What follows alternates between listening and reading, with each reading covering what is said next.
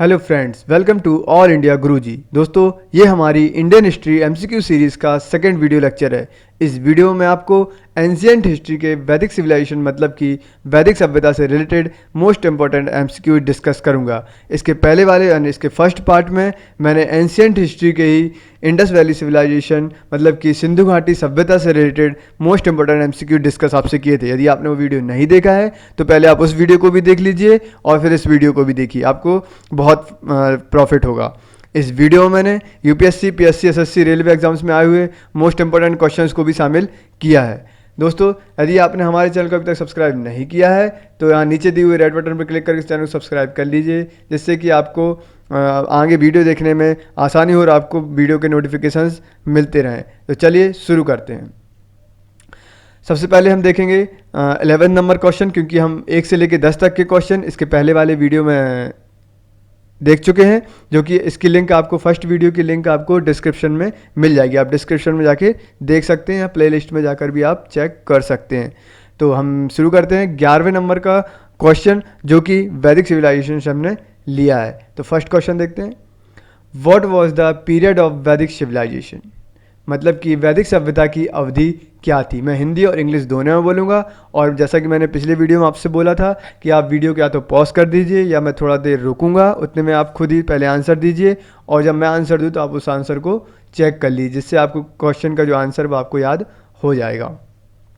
इसके साथ में बहुत सारा डिस्क्रिप्शन भी आपको बताऊंगा, जहां ज़रूरत होगी वहां पर आपको फुल डिस्क्रिप्शन भी दिया जाएगा। तो इसके ऑप्शन देखते हैं। इसके ऑप्शन दिए हुए हैं 1500 से 1000 बीसी, 1000 से 600 बीसी, 1500 से 600 बीसी और 1000 से 150 बीसी। बीसी मतलब होता है ईसवी पूर्व। तो इसका आंसर जो है वो होगा 1500 से 600 बीसी, मतलब कि 1500 से 600 ईसवी पूर्व। इसमें आपको मुख्य बात एक चीज़ और बता दूं, जो वैदिक सिविलाइजेशन की हम बात कर रहे हैं, वैदिक सभ्यता की जो हम बात कर रहे हैं, इसको मेन रूप से 2 पार्ट में डिवाइड किया गया था।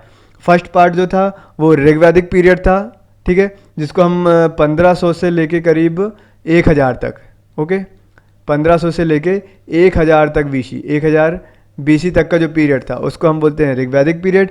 और सेकंड जो इसका पार्ट था वो था लेटर ऋग्वैदिक पीरियड, मतलब कि उत्तर वैदिक काल, जो कि 1000 से लेके 600 ईस्वी पूर्व तक था, ठीक है, 600 ईसा पूर्व तक का काल जो था वो लेटर वैदिक काल का था।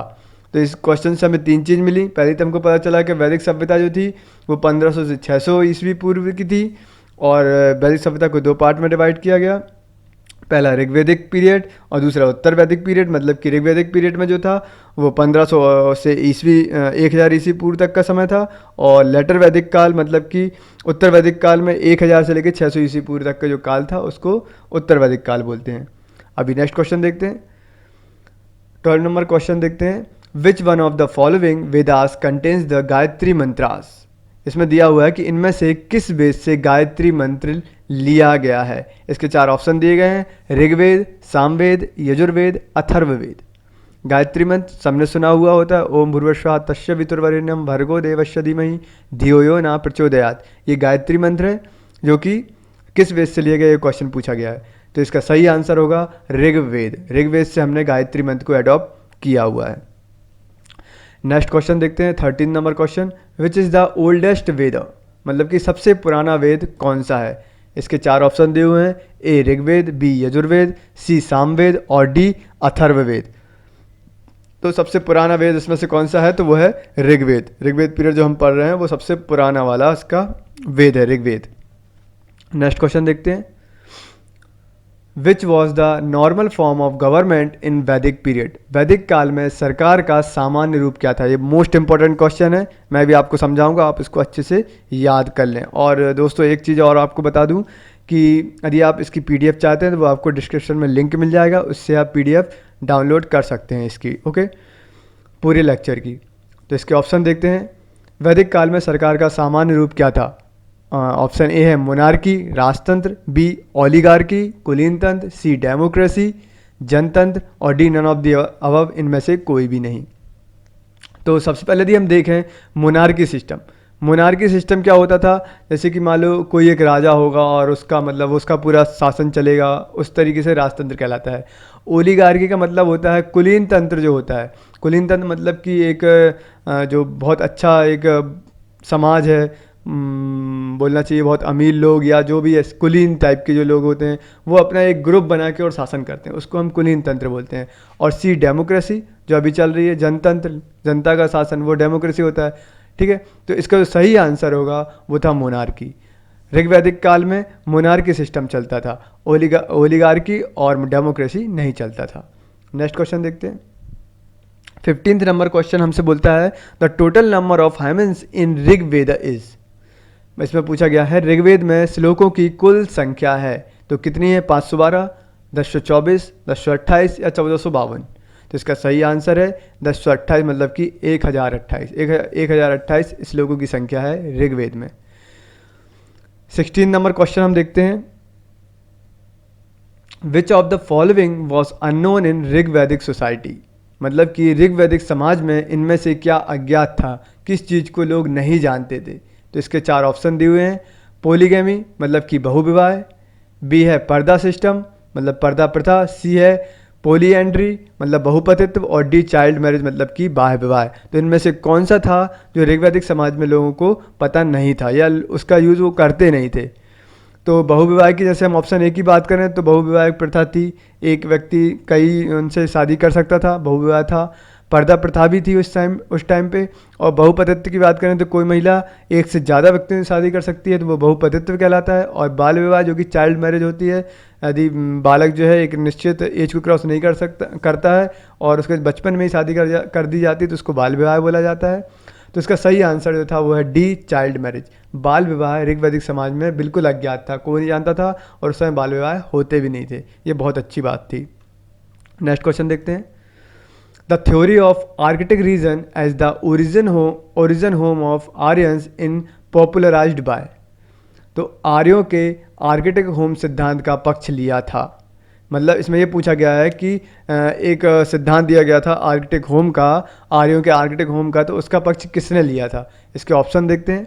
ए बीजी तिलक, बी राजा राम मोहन राय, सी कीथ और डी मैक्स मूलर। तो इनमें से हमको 4 में से एक ऑप्शन बताना है। तो इसका जो सही आंसर है वो होगा बीजी तिलक। बीजी तिलक जो थे उन्होंने इस सिद्धांत का पक्ष लिया होता है। और ये क्वेश्चन अभी एसएससी में पूछा भी गया था, शायद लास्ट टाइम ही आया था, मुझे कंफर्म याद नहीं है, बाकी ये क्वेश्चन आ चुका है। और जिसमें मैक्स मूलर साहब की यदि हम बात करें कि मैक्स मूलर ने क्या किया था, तो इन्होंने ये बोला था कि आर्य जो है वो एक जाति है, जबकि ऐसा कुछ भी नहीं है। आर्य कोई जाति नहीं है। आर्य एक मतलब एक कबीला बोलना चाहिए या एक लोगों का एक ग्रुप था आर्यों का। ओके, तो उसको हम आर्य बोलते थे। तो मैक्स मूलर साहब ने बोला था कि आर्य एक जाति है, कास्ट है। और बीजी तिलक ने आर्किटिक होम सिद्धांत का पक्ष लिया हुआ था। नेक्स्ट क्वेश्चन देखते हैं। क्वेश्चन नंबर 18 पूछता है in which place the battle of the kings और दसराग युद्ध वॉज फॉट। इसमें पूछा गया है किस स्थान पर 10 राजाओं की लड़ाई या दसराग युद्ध की लड़ाई हुई थी। ये भी मोस्ट इंपॉर्टेंट क्वेश्चन है। 4 ऑप्शन दिए हुए हैं। परुष्णी मतलब कि रावी, बी आशिकिनी, और सी विपाश, और डी वितस्ता। साथ में जो आप कोष्टक में नाम देख रहे हैं ये मैंने अलग से लिखे हुए हैं, क्योंकि इसमें जो है जो पहले जो नाम दिए हुए मतलब कि परुष्णी, आशिकी, विपाश और वितस्ता जो नाम दिए हुए ये वैदिक काल में नदियों के नाम थे। और ये अभी इनको जो नाम बोला जाता है वो यहाँ पर मैंने ब्रैकेट में दिए हुए, मतलब कि परुष्णी नदी को अभी रावी नदी बोला जाता है, असिकनी नदी को चिनाब नदी बोला जाता है, विपाश नदी को व्यास नदी बोला जाता है, वितस्ता नदी को अभी झेलम नदी बोला जाता है। तो ये भी एक क्वेश्चन आता है। यदि आप कमेंट कर, यदि आपको इसका वीडियो चाहिए हो कि मतलब कि पहले की नदियों को किस नाम से जाना जाता था और अभी किस नाम से जाना जाता है, तो यदि आप कमेंट करेंगे तो मैं इस पर वीडियो ज़रूर बना दूंगा, क्योंकि ये क्वेश्चन एग्जाम्स में पूछे ही जाते हैं कि कौन सी नदी को पहले क्या बोलते थे या अभी क्या बोलते हैं। तो सबसे पहले हम इसका आंसर देखते हैं कि किस स्थान पर 10 राजाओं की लड़ाई या दसराग युद्ध की लड़ाई हुई थी। तो वो हुई थी परुष्णी नदी रावी में।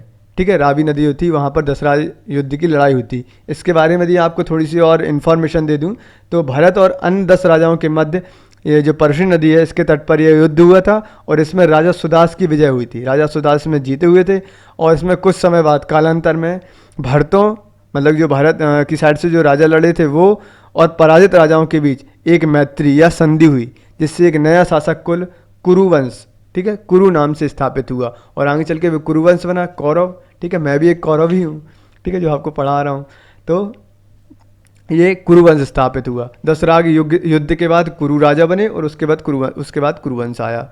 ओके, नेक्स्ट क्वेश्चन देखते हैं। Which metal was first used by वैदिक पीपल, मतलब कि वैदिक लोगों द्वारा किस धातु का प्रयोग पहले किया गया था। ऑप्शन देख लेते हैं। ऑप्शन दिए हुए सिल्वर मतलब चांदी, बी गोल्ड सोना, आयरन लोहा, कॉपर तांबा। तो उस समय जो है वैदिक काल में तांबे का यूज़ किया गया था, है ना। तांबे धातु को काफ़ी यूज़ किया गया, कॉपर को बहुत यूज़ किया गया, तो उसका आंसर होगा कॉपर। और इसके पहले वीडियो हमने देखा था कि इंडस वैली सिविलाइजेशन मतलब कि सिंधु घाटी सभ्यता में कौन सी धातु यूज़ करी, तो वो कांसे, ठीक है ना। कांसा जो था वो बहुत यूज़ किया गया था। ठीक है, नेक्स्ट क्वेश्चन देखते हैं। क्वेश्चन नंबर 20 बोलता है the mediator between man and gods according to the Vedic people was. इसमें पूछा गया है वैदिक लोगों के अनुसार मानव और देवताओं के बीच मध्यस्थ था। तो मानव और देवताओं के बीच मध्यस्थ कौन था, ये वैदिक लोग किसको मानते थे। तो 4 ऑप्शन इसके दिए हुए हैं, इंद्र, अग्नि, मारुत और अश्विंस। इनमें से किसको वैदिक लोग मानव और देवताओं के बीच मध्यस्थ मानते थे। तो इसका आंसर होगा अग्नि को। अग्नि देवता को वो मध्यस्थ या मीडिएटर मानते थे। क्वेश्चन नंबर 21 देखते हैं। क्वेश्चन नंबर 21 हमसे बोलता है which of the following gives the correct chronological order to the of the Vedas. इसमें पूछा गया है निम्नलिखित में से कौन सा वेदों का सही कालानुक्रम है, मतलब कि पहले कौन सा वेद आया फिर कौन सा आया, ऐसे करके उसका सही कालक्रम कौन सा है। तो इसमें ऑप्शन दिए हुए हैं। ए ऑप्शन दिया है पहले ऋग्वेद आया, फिर साम, फिर अथर्ववेद, फिर यजुर्वेद आया। बी ऑप्शन दिया है कि ऋग्वेद और सामवेद एक साथ आए और अथर्ववेद और यजुर्वेद एक साथ आए। सी ऑप्शन दिया हुआ है ऋग्वेद, सामवेद, यजुर्वेद, अथर्ववेद। और डी दिया है नन ऑफ दी अबव। तो मैं आपको बता दूं इसका आंसर होगा सी। सबसे पहले ऋग्वेद आया, उसके बाद सामवेद आया, उसके बाद यजुर्वेद और उसके बाद अथर्ववेद। तो ये इसका सही क्रोनोलॉजिकल ऑर्डर है वेदास का, जिसको आपको याद होना बहुत ज़रूरी है, क्योंकि एग्जाम से पूछा जाता है कि सबसे पुराना वेद कौन सा है, तो ऋग्वेद। उसके बाद सबसे नया वेद अभी कौन सा है, तो अथर्ववेद। ऐसा आता है क्वेश्चन। नेक्स्ट क्वेश्चन देखते हैं। क्वेश्चन नंबर 22 हमसे पूछता है the god not worshipped during the time of Rigvedic Aryans was. इसमें पूछा गया है ऋग्वैदिक आर्यों के समय किस देवता की पूजा नहीं होती थी। ठीक है, इसमें क्वेश्चन पढ़ना बहुत ज़रूरी है। इसमें दिया हुआ है नहीं होती थी, नॉट वर्शिप्ड, पूजा नहीं होती थी। तो इसके 4 ऑप्शन दिए हुए हैं, वरुण, शिव, इंद्र और अग्नि। इनमें से किस देवता की पूजा ऋग्वैदिक आर्य नहीं करते थे। तो इसका सही आंसर है शिव, है ना। शिव देवता की पूजा आर्य जो थे वो नहीं करते थे ऋग्वैदिक काल में। किसकी पूजा होती थी, इंद्र की पूजा होती थी। अग्नि अभी हमने देखा वो मीडिएटर का काम करते थे।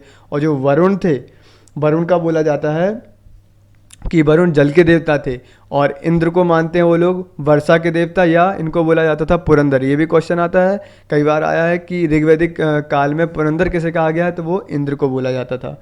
ओके, और अग्नि तो मीडिएटर का काम करते ही हैं। तो शिव की पूजा नहीं होती थी, वरुण जो है वो जल के देवता थे, इंद्र जो थे वो वर्षा के देवता थे और इनको पुरंदर बोला जाता था, और अग्नि मीडिएटर का काम करते थे मानव और देवताओं के बीच में। नेक्स्ट क्वेश्चन देखते हैं। क्वेश्चन नंबर 23 पूछता है हमसे इन ancient Indian historical geography the name Ratnakar is use to denote. बहुत अच्छा क्वेश्चन लगा मुझे, ये बहुत अच्छा क्वेश्चन पूछा भी गया है, आपको इससे नई जानकारी मिलेगी। ठीक है, इस क्वेश्चन में ये पूछा है कि प्राचीन भारतीय ऐतिहासिक भूगोल में रत्नाकर नाम किसके लिए उपयोग किया गया है। बहुत अच्छा क्वेश्चन है। रत्नाकर नाम किसके लिए यूज़ किया गया था ऐतिहासिक भूगोल में, मतलब कि एंशियंट हिस्ट्री में। तो इसमें ऑप्शन दिए हुए हैं the bay of Bengal, Bengal की खाड़ी, द अरेबियन सी, अरब सागर, द इंडियन ओशन, हिंद महासागर, और द गंगा, गंगा नदी। इसमें से कौन सा ऑप्शन सही है। तो इसमें option number C, Indian ocean, ठीक है ना। हिंद महासागर को ये लोग रत्नाकर बोलते थे। प्राचीन भारतीय ऐतिहासिक भूगोल में रत्नाकर नाम द इंडियन ओशन मतलब कि हिंद महासागर के लिए दिया गया था। ओके, नेक्स्ट क्वेश्चन देखते हैं। क्वेश्चन नंबर 24 हमसे पूछता है who is the expounder of yoga philosophy, मतलब कि योग दर्शन के विस्तारक कौन थे या योग दर्शन किसने दिया था। 4 ऑप्शन देख लेते हैं इसके। ए गौतम, बी पतंजलि, सी जमनी और डी शंकराचार्य। तो इसका आंसर होगा ऑप्शन नंबर बी पतंजलि। ठीक है। पतंजलि योग फीट भी अभी चल रहा है, बाबा रामदेव चला रहे हैं ना, तो योग करवाते हैं वो। तो योग दर्शन के विस्तारक कौन थे, योग फिलोसफी किसने दी थी, वो थी पतंजलि ने। ओके, नेक्स्ट क्वेश्चन देखते हैं, क्वेश्चन नंबर 25। क्वेश्चन नंबर 25 हमसे बोलता है according to the Vedic civilisation who was the first law maker. तो वैदिक सभ्यता के अनुसार प्रथम विधि निर्माता कौन थे। तो 4 ऑप्शन हम देख लेते हैं, ए चाणक्य, बी बाणभट्ट, सी कपिल और डी मनु। बहुत अच्छा क्वेश्चन है ये भी। तो इनमें से इसका सही आंसर होगा ऑप्शन नंबर डी, मनु। वैदिक सभ्यता के अनुसार प्रथम विधि निर्माता मनु थे, ठीक है, जिन्होंने विधि का निर्माण किया था और जिनके नियम चलते थे। ओके, नेक्स्ट क्वेश्चन देखते हैं। क्वेश्चन नंबर 26 हमसे पूछता है which one of the following term was use to denote a group of families in the Vedic society. Question एक बार अच्छे से और पढ़ लें आप। वैदिक समाज में परिवारों के समूह को निरूपित करने के लिए निम्न में से कौन सा शब्द इस्तेमाल किया गया था। यहाँ पर के आएगा, ठीक है, यहाँ पर मिसिंग हो गया थोड़ा सा, के समूह। तो वैदिक समाज में परिवारों के समूह को निरूपित करने के लिए निम्न में से कौन सा शब्द इस्तेमाल किया गया था। मतलब कि परिवार जो समूह होते थे उसको ऋग्वैदिक काल में क्या बोलते थे, उन लोग समाज को क्या बोला करते थे। तो इसके 4 ऑप्शन दिए हुए हैं, विश, जन, ग्राम और गोत्र। एक बार और बोल देता हूँ मैं, विश, बी जन, सी ग्राम और डी गोत्र। तो वैदिक समाज में परिवारों के समूह को जन बोला जाता था, ठीक है, जन बोला जाता था। नेक्स्ट क्वेश्चन देखते हैं, question number 27। Which Veda was divided into 2 parts namely white Shukla and black Krishna. अच्छा क्वेश्चन ये भी। किस वेद को 2 भागों अर्थात सफ़ेद मतलब कि शुक्ल और काला मतलब कि कृष्ण में विभाजित किया गया था। बहुत अच्छा क्वेश्चन है, अभी एसएससी में एक बार ये पूछा भी जा चुका है। तो इसका जो ऑप्शन दिए हुए हैं, ए ऋग्वेद, बी सामवेद, सी यजुर्वेद और डी अथर्ववेद। 4 वेद हमको इसमें दिए हुए हैं, तो आपको ये बताना है कि इसमें से कौन सा वेद था जिसको 2 भाग मतलब कि सफ़ेद, इसमें से वाइट शुक्ल और ब्लैक कृष्ण इसमें विभाजित किया गया था। तो इसका जो सही आंसर होगा वो होगा यजुर्वेद। यजुर्वेद जो था उसको 2 पार्ट्स में इन्होंने डिवाइड किया हुआ था ऋग्वैदिक काल में। एक पार्ट को ये लोग बोलते थे वाइट, जिसको बोलते थे शुक्ल, और एक को बोलते थे ब्लैक, इसको बोलते थे कृष्ण। ओके, नेक्स्ट क्वेश्चन देखते हैं। क्वेश्चन नंबर 28 हमसे पूछता है from where the Aryans came to India. ये भी अच्छा क्वेश्चन है, आर्य कहाँ से भारत आए थे। तो इसके 4 ऑप्शन दिए हुए हैं, south east Asia, B central Asia, C eastern Europe और D none of the above. इसके बहुत सारे आंसर्स मिलते हैं। अलग अलग जो पुरातत्ववेत्ता थे उन्होंने अलग अलग चीज़ें बताई कि ये यहाँ से आए थे, वहाँ से आए थे, लेकिन इनका सही आंसर जो होगा वो होता है option number B, central Asia. जो आर्य थे, आर्यंस थे, वो भारत में सेंट्रल एशिया से आए हुए थे, है ना, मध्य एशिया से लोग आए हुए थे, साउथ ईस्ट एशिया से नहीं, ईस्टर्न यूरोप से भी नहीं आए थे, कहीं से नहीं आए थे, ये सेंट्रल एशिया से आए हुए थे। नेक्स्ट क्वेश्चन देखते हैं, question number 29। War begins in the minds of man. War begins in the minds of man is a famous Vedic saying, it is stated in. एक प्रसिद्ध वैदिक ने कहा है युद्ध की शुरुआत पुरुषों के दिमाग से होती है। ये कहाँ पे लिखा है, ये लाइन जो है वो कहाँ पर लिखी हुई है। ये हमको 4 ऑप्शन दिए हुए हैं, अथर्ववेद में लिखी है, या मुंडकोपनिषद में लिखी है, सामवेद या ऋग्वेद। ये 4 ऑप्शन हमको दिए हुए हैं कि युद्ध की शुरुआत पुरुषों के दिमाग से होती है। बहुत अच्छी इसने बात लिखी हुई है वैदिक काल में ये चीज़। तो ये कहाँ पर लिखी हुई है, इसका सही आंसर होगा ऑप्शन नंबर ए, अथर्ववेद। अथर्ववेद में ये बात लिखी हुई है कि युद्ध की शुरुआत पुरुषों के दिमाग से होती है, किसी ने कहा था उस समय पे।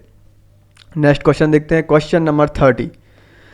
क्वेश्चन नंबर 30 हमसे बोलता है which one of the following Vedas contain the अस्तोमा सदगमय। अस्तोमा सदगमय किस वेद से लिया गया है। इसके 4 ऑप्शन मैं आपको बता देता हूँ। Option number A Rigveda, B Yajurveda, C Samaveda और डी अथर्ववेद। अस्तोमा सदगमय के बारे में शायद लोग जानते होंगे, यदि नहीं जानते तो मैं आपको बता देता हूँ। इस अच्छा श्लोक है, या बोलना चाहिए अच्छी लाइन है। अस्तोमा सदगमय तमसो माँ ज्योतिर्गमय मृत्योर्मा मृतम गमय। इसका अर्थ हिंदी में होता है हमको असत्य से सत्य की ओर ले चलो, अंधकार से प्रकाश की ओर ले चलो, मृत्यु से अमरता की ओर ले चलो। तो ये बहुत अच्छी लाइन दी हुई है वेदों में। तो ये कहाँ पे लिखी हुई ये इन्होंने पूछा है। मैं भी आपको सक्सेस की ओर ले चलूँगा, अच्छे अच्छे क्वेश्चंस बता के, अच्छे तरीके से पढ़ा के सबको, ठीक है, तो इसका आंसर देखते हैं अभी। इसका सही आंसर होगा ऋग्वेद। ऋग्वेद में ये बात लिखी हुई है अस्तु माँ सद्गमय की। ओके ओके फ्रेंड्स, तो उम्मीद है आपको ये वीडियो लेक्चर अच्छा लगा होगा। बहुत अच्छे में हमने MCQs क्वेश्चन भी इसमें देखे। तो ये थे वैदिक सभ्यता से रिलेटेड कुछ MCQs, और इसके नेक्स्ट वीडियो में मैं जैन और बौद्ध धर्म से रिलेटेड वीडियो लेक्चर आपको अपलोड करूँगा। और यदि आपको ये वीडियो पसंद आया हो तो वीडियो को लाइक एंड शेयर ज़रूर करें और सब्सक्राइब भी ज़रूर कर लें, ठीक है। और जो नेक्स्ट वीडियो हमारा आएगा उसका लिंक मैं आपको डिस्क्रिप्शन में दे दूंगा। यदि आपके मन में कोई सवाल या सुझाव है तो मुझे कमेंट करके ज़रूर बताएं। Thank you. जय हिंद।